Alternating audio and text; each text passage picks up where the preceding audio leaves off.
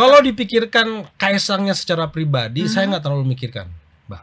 Karena kalau kita mikirkan Kaesang atau kita fokus, oh ini Kaesang susah nih, anaknya mantan presiden nih, ya kan? Udah petahana, anak mantan presiden. Kalau mikirnya dari sisi itu, ya siapa yang berani maju? Paham nggak maksud saya? Paham. Nggak akan ada yang berani maju. Misalkan terus mikirnya ke situ. Apalagi dibilang partai anak muda mana yang berani lawan anak mantan presiden? Kayaknya menang gede ya. Kayaknya kalau pakai hati ya. Kalau pakai hati. Kalau nggak pakai hati. Kalau nggak pakai hati ya beda lagi lah. Kalau misalkan jadi ketua umum, kan ada Mas Kaesang di situ. Iya. Terus juga ada kemungkinan Jokowi bergabung ke PSI. Iya. Abang bakal nempatin mereka di mana, Bang? Aduh. Kalau misalkan nanti ada reshuffle, terus Abang ditawarin, Abang mau nerima atau enggak? Siapa sih nggak mau jadi menteri? Iya. Anak kecil aja ditawarin mau jadi menteri ya.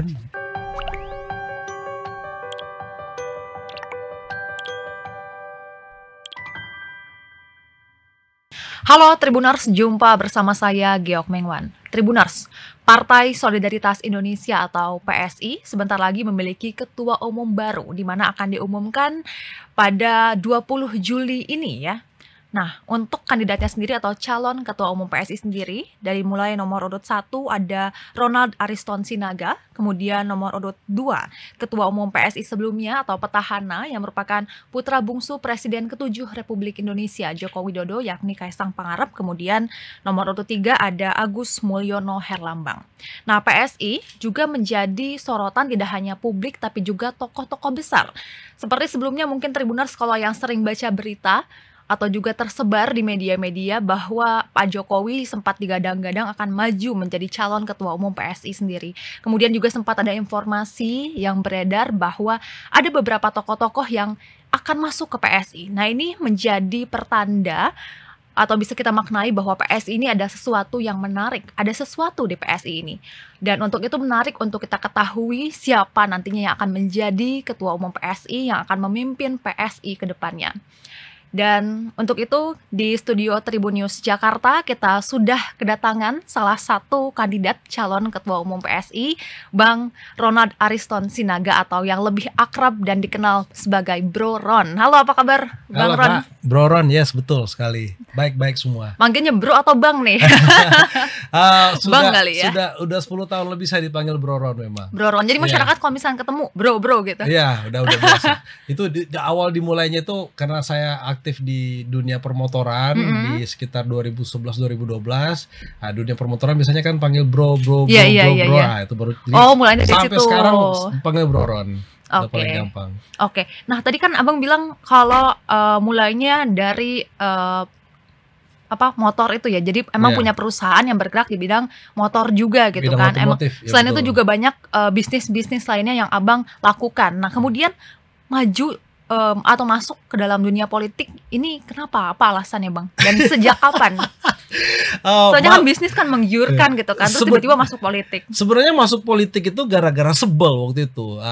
Itu di pertengahan 2023 ya. Sorry, di awal 2023 sebel itu waktu itu sama BUMN. Jadi saya ada usaha, memang saya ada usaha otomotif, terus ada usaha konstruksi yang berurusan sama BUMN dan BUMN-nya itu susah ditagih waktu itu kan, susah kita dapat bayaran. Ini saya pikir waktu itu kenapa sih kok negara kayak gini ya, kok susah amat, udah kerjasama, kontrak lengkap, sampai invoice-nya udah lengkap, faktur pajak udah keluar, kok nggak dibayar-bayar ya kan. Nah, jadi saya berpikir waktu itu ini harus ada cara ini bagaimana supaya kita nanti ke depannya bisnisnya lebih lancar. Orang-orang bilang masuk politik Bro Ron jadi pejabat, gampang dapat proyek terus gampang dibayar. Saya nggak mikirin gampang dapat proyeknya sih, karena kita waktu itu saya sih pede-pede aja ya. Kita punya tim marketing yang bagus, kita punya kualitas kerja yang bagus untuk mendapati proyek, saya tidak masalah. Tapi yang bermasalah itu dapat pembayaran proyeknya. Nah, jadi masuk awalnya karena pengen menjadi aktivis di dalam dunia debt collector. Iya kan? Akhirnya mendaftar di awal 2023 untuk nyalek di 2024. Gitu. Nah, berarti pas 2023 itu memilih masuk PSI langsung memilih gitu masuk ya? PSI, ya betul. Kenapa PSI? Kenapa PSI? Karena saya itu bacotnya liar. Oke. Dan PSI itu anak muda gitu ya. Anak muda, diskusi ke beberapa teman, ya kan. Kita semua sepakat Bro Ron ini tidak akan cocok di partai-partai besar, ya kan. Kenapa? Karena mulutnya liar, mulutnya apa? Mulutnya ya berisik lah, ya kan. Maksudnya paling berisik, ya kan. Tapi saya itu kan berisik dalam hal membantu orang. Ini membantu orang, dan memang saya tuh kalau sekali ngegas niat membantu tuh saya membantu terus, saya gas terus. Nah, jadi ya kita pilihlah partai anak muda ini, dan bahkan lucunya saya itu agak sok jual mahal aja waktu mendaftarnya kan. Gimana tuh? Sampai saya minta ketemu pengurus partai waktu itu, saya mau masuk, saya mau nyalon, tapi tolong ya ke depannya ya, ini Bro Ron ini berisik loh. Intinya saya inilah saya, ya kan. Mereka juga kenal saya lewat disclaimer dari awal gitu ya. Disclaimer kan. Mereka udah lihat saya lewat medsos kan, tahu gak? Jawabannya mantap. Membuat saya sampai hari ini bertahan di PSI karena dijawab adalah selama itu membantu masyarakat, gas terus. Oke. Jadi selama saya menjadi aktivis dan sangat aktif di medsos 2,5-3 tahun terakhir, saya tidak pernah diintervensi sama sekali oleh partai. Oke. Tidak kena tegur pun nggak pernah. Oke, mungkin karena partai anak muda jadi kebebasan berekspresi itu benar-benar dijunjung tinggi gitu ya. Iya, tapi kan memang karena syaratnya adalah yang penting membantu masyarakat. Ya, jadi bukan betul. asal berisik, hanya kritik nggak jelas, tapi memang membantu masyarakat. Oke. Nah, kemudian sekarang maju sebagai calon ketua umum. Yes. Apa tujuannya, Bang? Langsung. Aduh, kayaknya kalau gimana ya supaya tidak kedengarannya sombong atau gimana nih. Kayaknya kalau orang yang sudah kenal saya nih, udah follow saya mungkin minimum 5 tahun terakhir ya. Bayangkan dengan saya hanya sebagai kader partai biasa aja sudah bisa membantu sebegitu banyak orang. Baik dalam baik dalam dunia pendidikan, ke bantuan sosial, dengan tim relawan yang kecil saya aja sudah begitu banyak kita bantu, apalagi di dunia pendidikan tadi kan. Bayangkan kalau saya menjadi ketua umum, saya bisa menggunakan network partai dari yang paling atas sampai ke bawah, dari ranting-ranting, kita namanya itu DPRT ya. Ada DPP, DPW, DPD, terus ada DPC, terus DPRT ke paling bawah, yang benar-benar tembus ke masyarakat. Bayangkan kegiatan yang saya sebutin namanya tim Bro Ron, yang sekitar 7 bulan terakhir kita bawa ke skala nasional. Sebegitu banyak yang bisa kita bantu, sebegitu banyak juga relawan-relawan yang pengen mungkin ingin jadi aktivis, tapi ada rasa takutnya yang kita bisa kawal, ya kan, kita kawal dari dalam sisi politik, dalam bentuk sebuah partai yang juga orang-orang yang bermimpi menjadi aktivis. Kita semua itu di dalam satu kolam yang belum pernah dilakukan oleh partai-partai lain. Jadi kita itu hadir di tengah masyarakat, membantu kebutuhan mereka yang selama ini terlantar atau terabaikan oleh pemerintah-pemerintah di bawah. Kita tahu sampai sekarang masih banyak orang yang belum terdaftar BPJS loh, karena tidak mengerti caranya. Apalagi yang saya sangat aktif 7 bulan terakhir mengenai penggelapan bantuan sosial, beasiswa untuk pendidikan, beasiswa sekolah. Banyak sekali penggelapan dilakukan oleh kepala sekolah atau oknum operator, atau bahkan ada beberapa guru menggelapkan. Kita bisa bantu selamatkan, kita membawa ke skala nasional. Oke, itu tujuannya. Nah, motivasinya karena sempat ada berita yang menyebutkan bahwa karena ada tantangan juga nih dari ketua umum sekarang nih, petahana Kaisang Pangarep. Memang itu tantangan, tetapi saya anggap itu menjadi pintu masuk. Jadi tantangan itu menjadi pintu masuk sebenarnya. Motivasinya saya dari dulu, bagaimana saya bisa membantu orang sebanyak mungkin. Ya, karena begini, saya bisa sampai di tahap sekarang ini karena ya saya punya beberapa usaha, dan itu dijalani oleh istri saya. Dan saya sampai sekarang itu ibaratnya kurang pekerjaan aja. Ya kan? Nah, karena kurang pekerjaan, bisnis sudah berjalan, ya kan, kurang pekerjaan, makanya saya sudah dedikasikan diri saya untuk membantu masyarakat. Kenapa saya bisa fokus dan konsisten? Karena saya sudah menikmati rasa terima kasihnya masyarakat waktu saya memberikan solusi, memberikan hasil saat mereka minta tolong. Dan itu sangat menagihkan. Ketagihan untuk Ketagihan, bantu banyak orang gitu ya. ketagihan mendengar rasa terima kasih mereka kepada saya. Bayangkan, saya ini bukan siapa-siapa sebenarnya. Saya kader partai, kader biasa aja, ya kan. Baru diangkat sebagai pengurus di Jawa Barat itu baru 2 bulan terakhir. Baru 2 bulan terakhir. Karena partai melihat saya punya apa? Saya punya karakter, saya punya kegiatan selama ini cocok menjadi karir partai. Jadikan pengurus di Jawa Barat. Belum mulai mengurus Jawa Barat, sudah diminta mungkin mengurus nasional sebentar lagi. Oke. Nah, tapi ini kan Kaisang nih petahana, bagaimana nih Abang beratnya tanda kutipnya nih bahasa ininya bersaing gitu untuk memenangkan kursi ketua umum. Kalau dipikirkan Kaisangnya secara pribadi, saya nggak terlalu mikirkan, Mbak. Karena kalau kita mikirkan Kaisang atau kita fokus, oh ini Kaisang susah nih, anaknya mantan presiden nih, ya kan, udah petahana, anak mantan presiden. Kalau mikirnya dari sisi itu, ya siapa yang berani maju? Paham nggak maksud saya? Paham. Nggak akan ada yang berani maju. Misalkan terus mikirnya ke situ. Apalagi dibilang partai anak muda. Anak muda mana yang berani lawan mantan anak mantan presiden? Iya lagi. Hah? Iya kan, anak muda mana? Mungkin sesama anak mantan presiden iya kali. Tapi anak mantan presiden satu lagi udah di partai sebelah, ya kan? Iya lagi. Ya kan? Ada di partai merah, ada di partai biru. Ya kan? Anak presiden satu mana lagi yang sisa ini? Ya kan? Jadi saya nggak mikirin itu. Yang saya fokuskan dan saya tanamkan di otak saya dan di hati saya adalah ini kesempatan saya membantu lebih banyak orang lagi.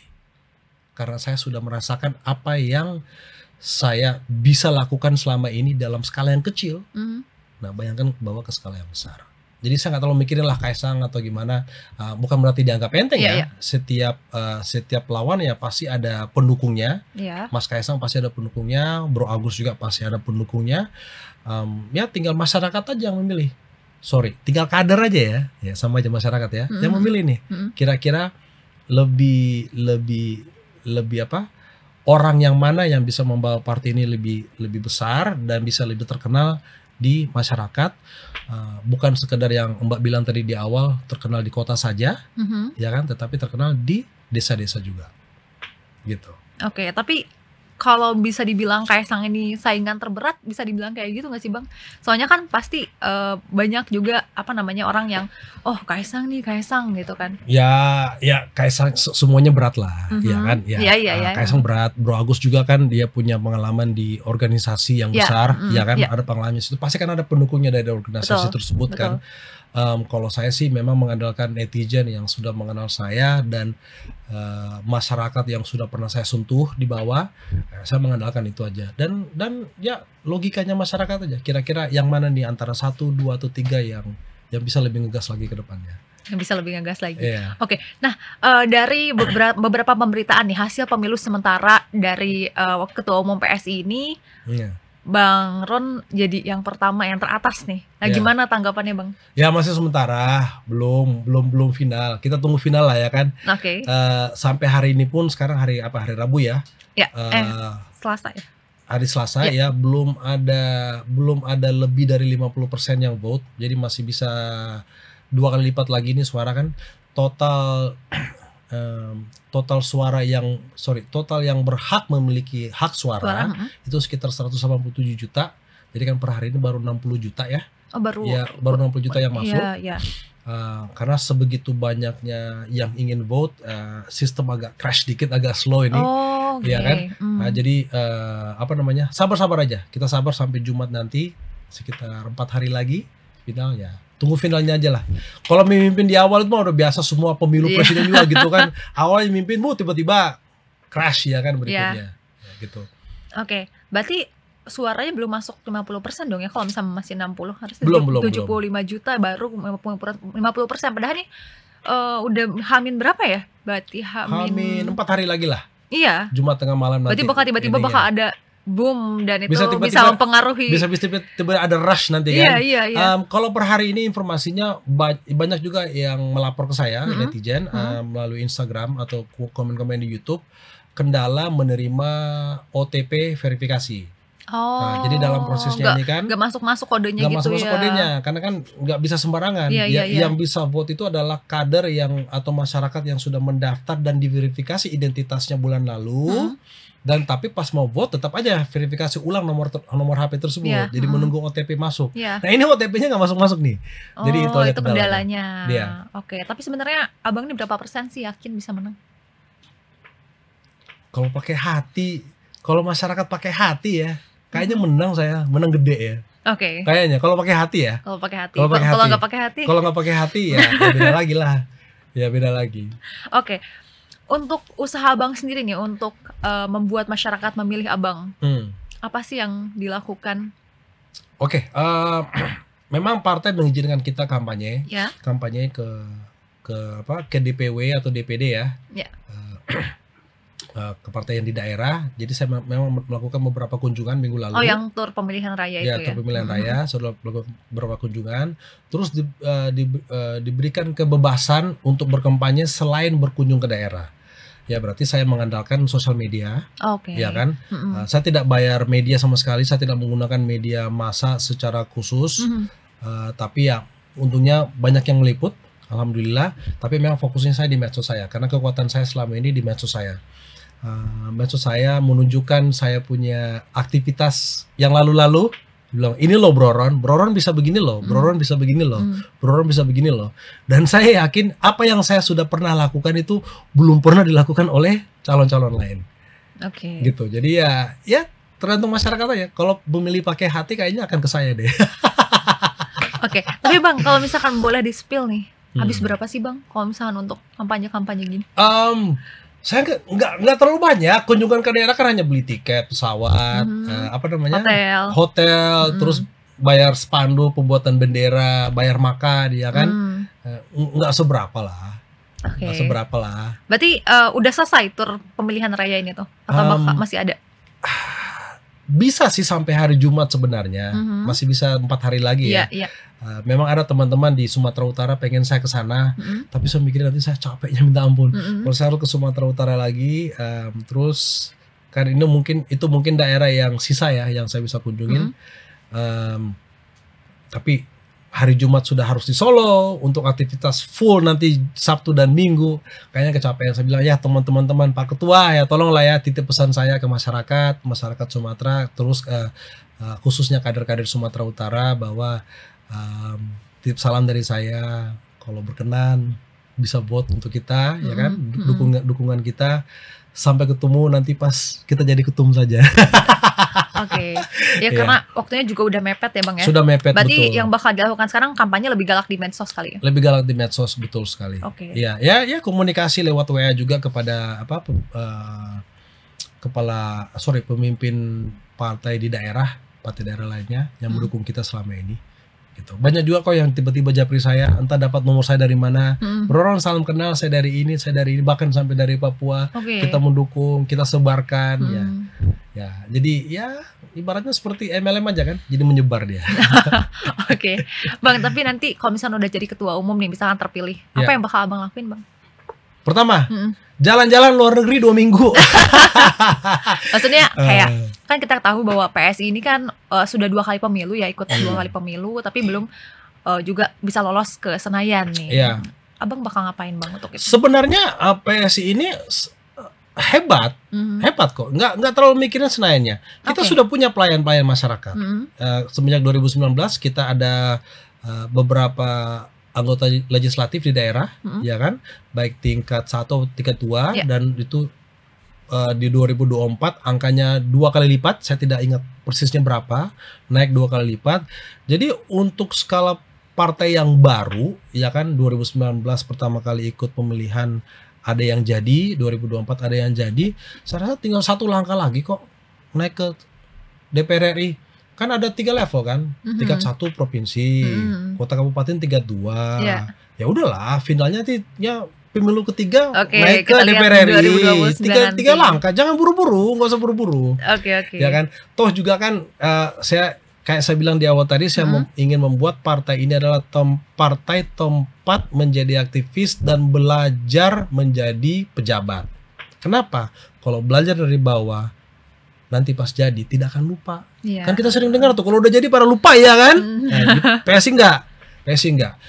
Ya itulah power yang kita yang saya ingin gunakan ke depannya. Contoh, ada laporan masyarakat di kecamatan ini mengenai BPJS-nya atau gimana nanti. Saya kan tinggal kalau sebagai ketua umum tinggal telepon ketua ada nggak kita punya Alek di daerah itu? Ada. Pak Dewan, tolong dong koordinasi sama Pak Ketua di daerah itu, kok bisa ada satu desa 30 orang nggak punya BPJS? Kirim tim ke sana daftarin semua. Kan bisa kayak gitu. Iya.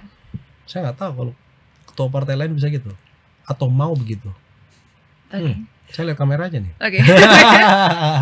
Gitu.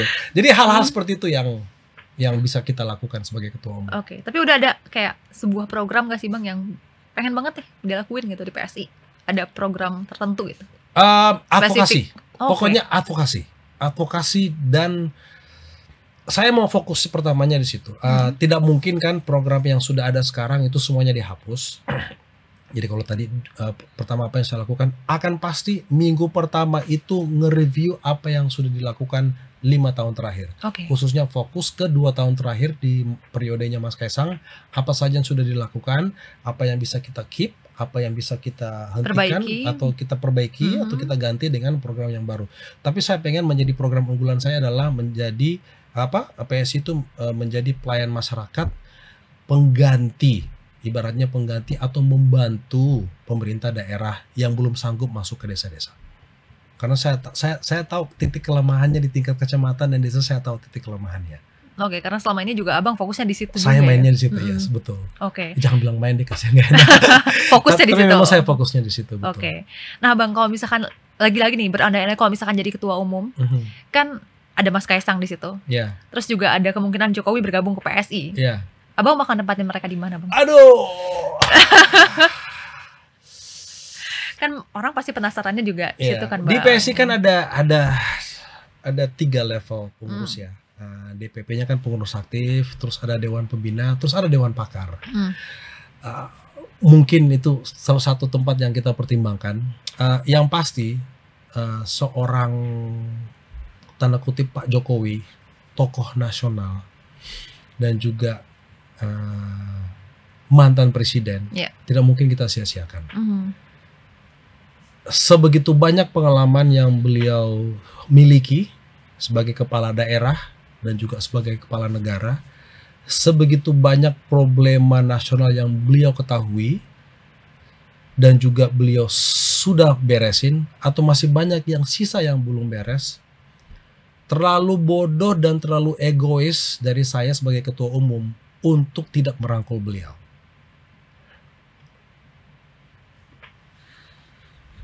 Tanpa terlalu memikirkan gejolak politik saat ini. Apa yang jeleknya lah. Kan lagi sekarang fokusnya jeleknya nih. Jeleknya. Kita ngapain sih fokus jeleknya? Kalau kita fokus jeleknya, terus kapan kita mau majunya? Kapan kita fokus di mencari solusi atas masalah yang ada.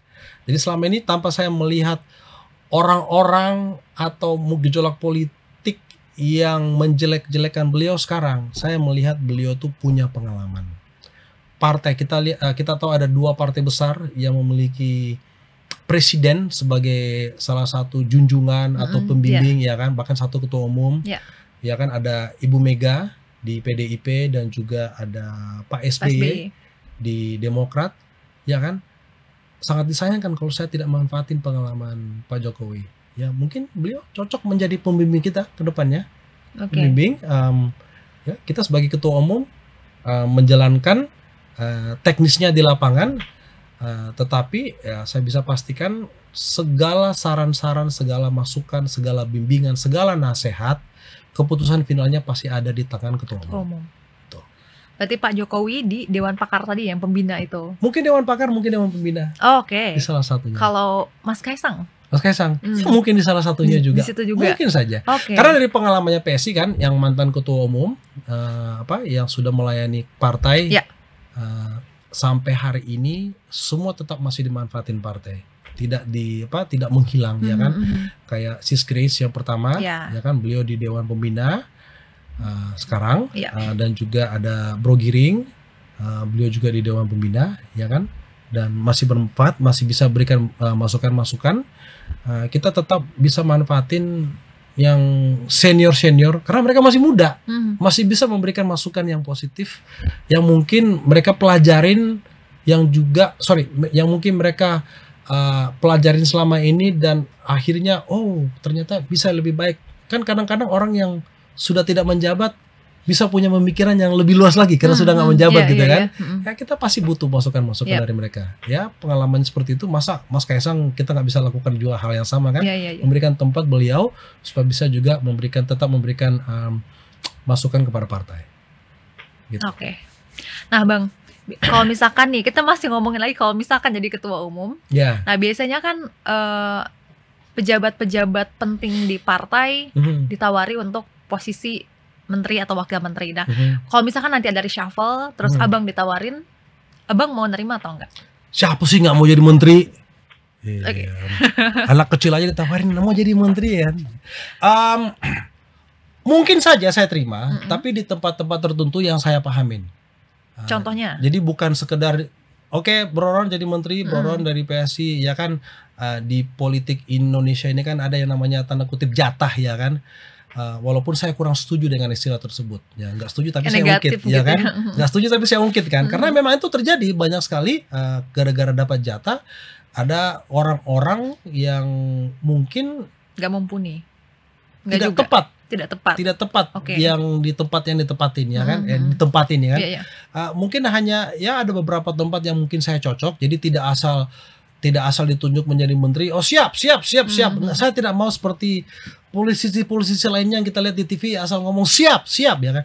Kan saya bukan orang mantan PNS atau ASN yang asal ngomong siap kan.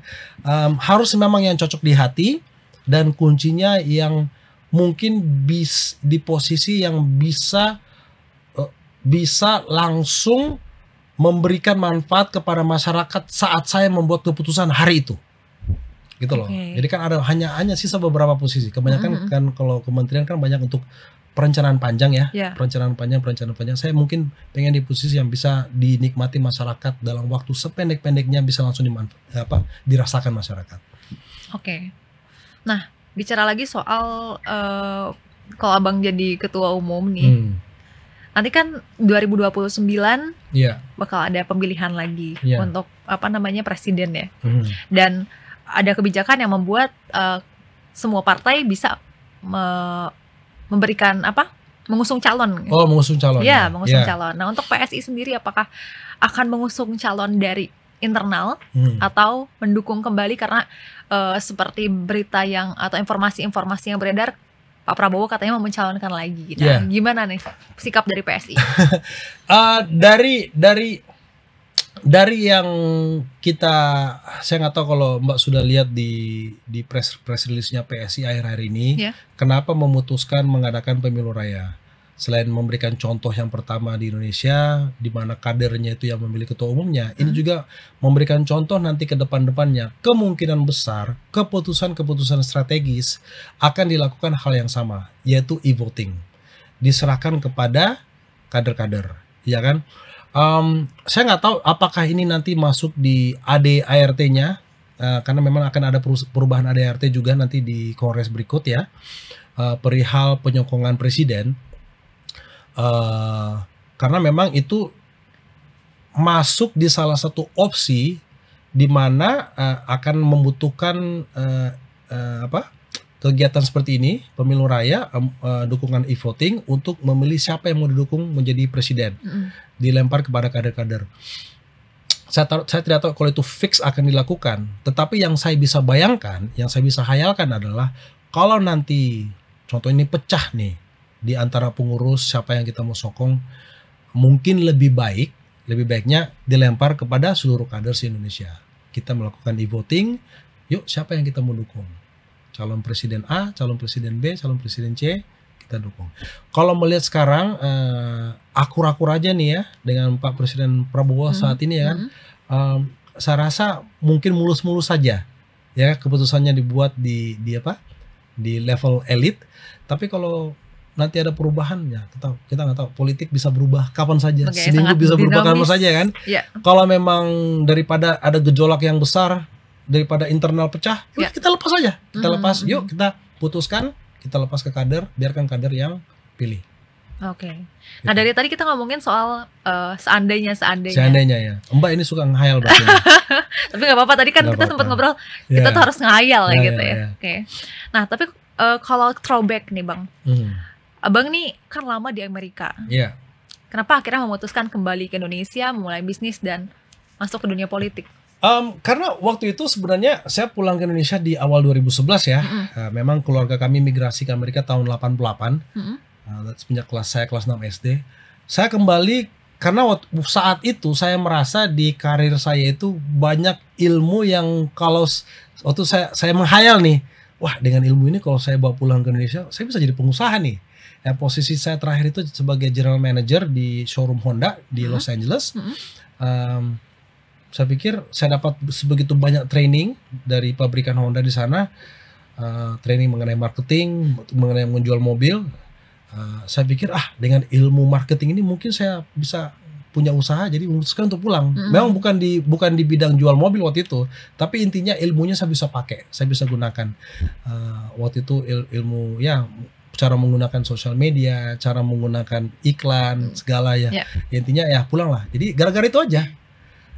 Jadi saya tuh nggak takut membuat keputusan yang merubah hidup saya total gitu kan. Sudah nyaman di sana, posisi bagus, gaji bagus, saya tuh benar-benar tinggalkan posisi itu untuk pulang ke Indonesia mulai dari nol.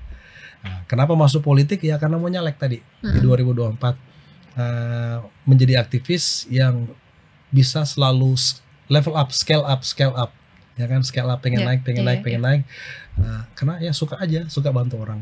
Berarti Abang pindah ke Amerika pas umur berapa Bang? Karena kan lahir di Makassar ya Bang ya? 88 berarti saya umurnya berapa ya? 14 tahun, 13 tahun lah.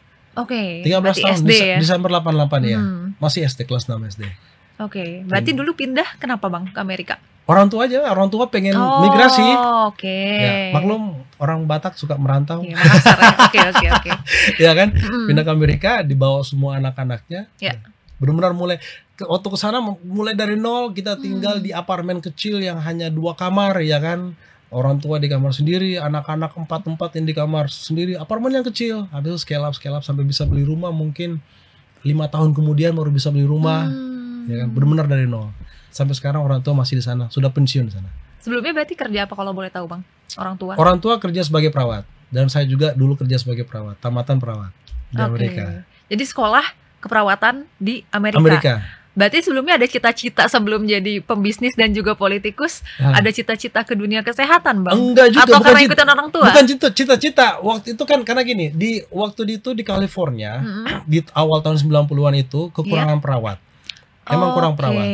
Jadi orang tua waktu itu bilang, saya tamat SMA tahun 94, bilang kamu mau gimana? Mau sekolah atau mau kerja? Karena kalau di Amerika itu biasanya tamat SMA silakan mau sekolah atau mau kuliah, ya kan? Ya belum mau kerja, bilang ya udah kamu kalau mau sekolah kita sekolahin antara sekolah perawat atau nggak usah sekolah sama sekali, kerja aja. Oh gitu. Jadi diajarnya nggak ada gitu opsi. Kan? Orang lagi nggak pengen kerja ya kan? Ya udahlah saya sekolah perawat. Nah karena kekurangan perawat, dibikinlah sebuah program keperawatan yang tadinya seharusnya sekian lama dibikin jangka pendek, dipotong 50% waktunya. Kenapa? Ya supaya cepat tamat, supaya cepat lahir perawat-perawat baru. Jadi tidak ada summer vacation, nggak ada libur panas itu nggak ada, libur musim dingin nggak ada. Jadi waktu anak-anak libur ya udah kita hanya kita aja yang sekolah. Kita hanya libur di Natal, tahun baru. Udah itu aja. Di libur-libur lain nggak ada. Sekolah terus. Dibikin padat gitu biar cepat dibikin lulus. Padat supaya cepat lulus karena negara bagian California waktu itu kekurangan perawat. Oke. Tapi sebenarnya Bang, kalau misalkan cita-cita Abang dari kecil tuh apa sebenarnya? Jadi polisi kayaknya waktu itu. Oke. Basic cita-cita anak-anak ini ya. Cita anak kecil lah. Iya, ya. anak kecil. Oke. Nah, Bang, kita balik lagi soal ketua umum. Kalau misalkan tadi kan kalau misalnya menang kalau jadi ketua umum, kalau misalkan kalah nih, Bang. Abang bakal ngapain? Jalan-jalan ke luar negeri 2 minggu. Jawabannya. Tetap jadi aktivis. Oke. Mau bagaimanapun saya sangat menikmati di saat masyarakat berterima kasih kepada saya dan tim. Tapi bakal tetap stay di PSI. Tetap stay di PSI lah. Selama ini PSI masih saya nggak ada masalah sama PSI.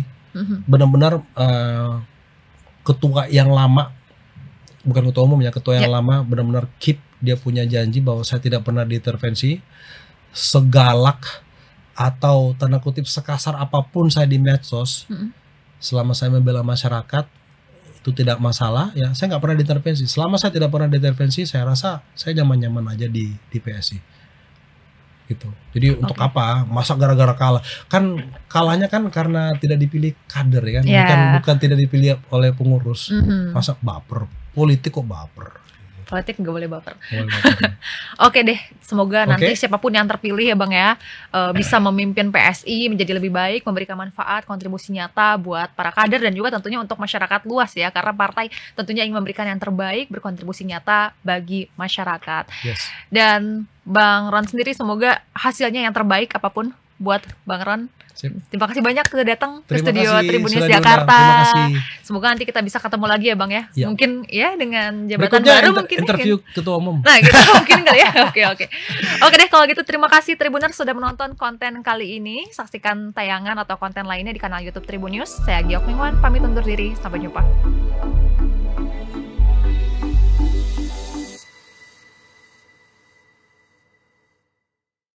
Terima kasih sudah nonton.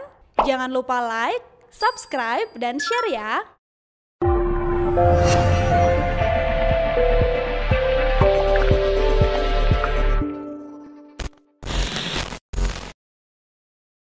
Download Tribun X sekarang. Menghadirkan lokal menjadi Indonesia.